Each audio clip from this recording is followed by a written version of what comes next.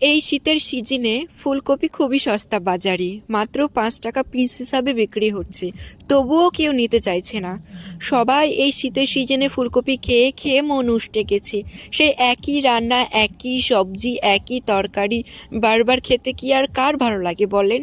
তাই আজকে আপনাদের মনোরঞ্জন করার জন্য আমি নিয়ে চলে এসেছি একটা অন্য ধরনের রেসিপি এবং অন্য ধরনের খাবার, যেটা তোমরা ফুলকপি দিয়েই বানাতে পারবে খুব সহজে বাড়িতে বসে।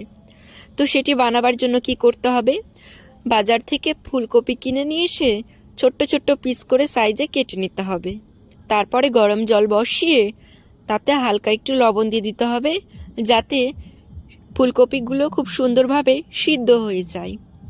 এরপরে ফুলকপিগুলো যেগুলো কাটা রাখা ছিল সেগুলো ভালো করে ধুয়ে আমরা গরম জলে দিয়ে দিচ্ছি ফুলকপিগুলো। ধোয়ার পরে ভালো করে সিদ্ধ করব।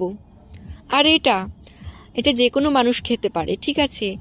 ফুলকপিতে অনেক গ্যাস থাকে, গ্যাস হয়ে যায়, অনেক কারো শ্যুট করে না। বাট এটা আপনারা খেয়ে দেখবেন, এটা খেলে গ্যাস হবে না। কারণ এটা প্রথমে আমরা সিদ্ধ করে জল গেলে ফেলবো, যার কারণে এটার যেটা থাকে, গ্যাস হওয়ার সম্ভাবনা থাকে, সেটা বেরিয়ে যায়। তাই এইভাবে বানিয়ে যদি আপনারা খান তবে কোনো রকম গ্যাসের প্রবলেম হবে না। আর এটি বাড়ির সকলেই পছন্দ করে। একবার বানিয়ে ট্রাই করে দেখবেন। ছোট থেকে বড় সকলে ভীষণ পছন্দ। যারা ফুলকপি খেতে ভালোবাসে না, তাদেরকেও একবার এই রেসিপিটা বানিয়ে খাওয়াবেন। দেখবেন বারবার বলবে, কই ওই রেসিপিটা বানিয়ে দাও না গো। দেখবে সবাই বলবে খুব পছন্দের একটা রেসিপি। এটা যখন আমি আমার বাড়িতে প্রথমবার বানাই, তখন তো আমার বাড়ির লোক সবাই দিওয়ানা হয়ে গিয়েছে। তাই এই শীতের সিজনে মাত্র 5 টাকা দিয়ে ফুলকপি বাড়িতে এনে খুব সুন্দরভাবে এই সুন্দর রেসিপিটা বানিয়ে নিন। তো কি, ফুলকপিটা যখন আমাদের সিদ্ধ হয়ে যাবে, ওটাকে ভালো করে নামিয়ে নিতে হবে। বেশি গলালে চলবে না, মিডিয়াম যখন সিদ্ধ হবে তখন নামিয়ে নিতে হবে। তারপরে আমরা এখানে নিয়ে নিচ্ছি একটা বেসন নিয়ে নিয়েছি, আর চালের ময়দা নিয়ে নিচ্ছি, দেখতেই পাচ্ছ। তো আমি যতটা মাপে নিচ্ছি ততটা মাপে আপনারা যদি করেন তাহলে এই মাপেই নেবেন। আর যদি আপনারা বেশি করেন তো বেশি নেবেন, কম করলে কম নেবেন। তো এখানে বেসন এবং চালের গুঁড়ো, তার মধ্যেখানে আমি যেন বেশি স্বাদ হয়, খেতে যেন বেশি ভালো লাগে, তার জন্য আমি এখানে 2টো ডিম দিয়ে দিব, ঠিক আছে।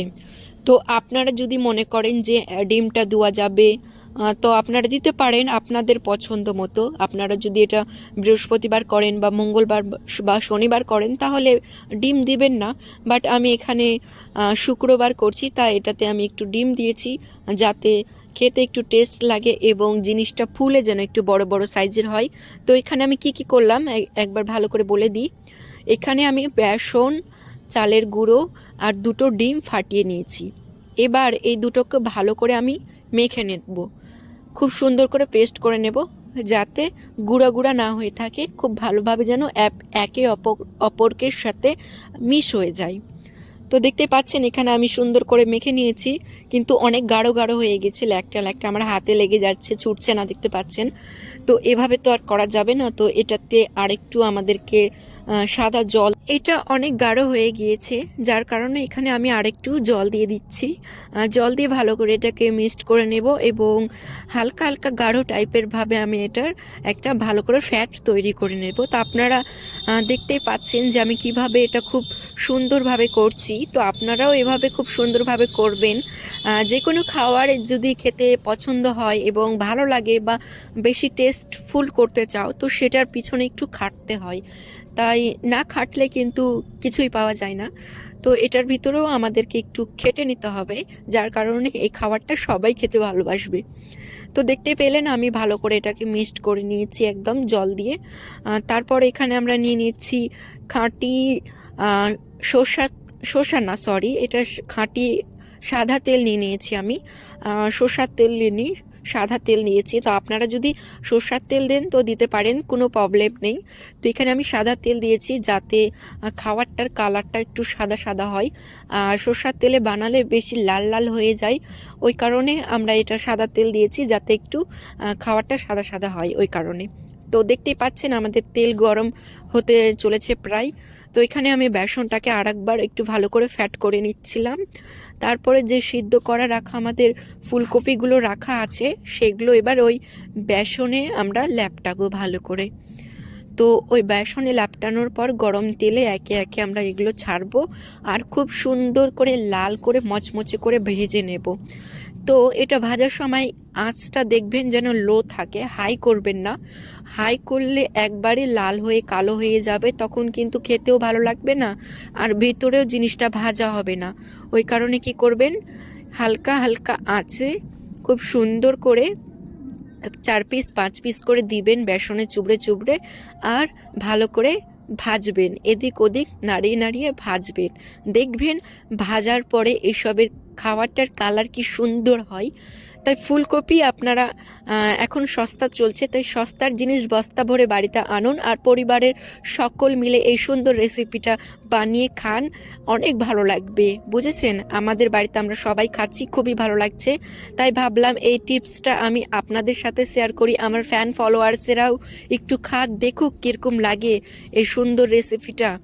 এত সুন্দর সুন্দর ফুলকপি এখন বাজারে এতই সস্তা, মাত্র 5 টাকা গড়াগড়ি করছে, কেউ নিতে চাইছে না। তাই আপনারা এটা বাড়িতে এনে খুব সুন্দরভাবে খেতে পারেন। তো দেখেন আমার সম্পূর্ণ ভাজা হয়ে গিয়েছে, আর ভাজার পরে এগুলোর কালার, ও মাই গড, এগুলোর কালার দেখুন, just awesome, so beautiful, so elegant, just looking like আ ওয়াও, সো লুকিং লাইক আ ওয়াও। এত সুন্দর কালার হয়েছে এবং এত সুন্দর লাগছে খেতে। তো এটা খাবেন, এমনি এমনি খাবেন না, এটার সাথে যদি কেসান কেচাপ থাকে বা সস থাকে, তো সস দিয়ে বা কেসান কেচাপ দিয়ে একটু ভালো করে খাবেন, দেখবেন কি সুন্দর লাগে খেতে।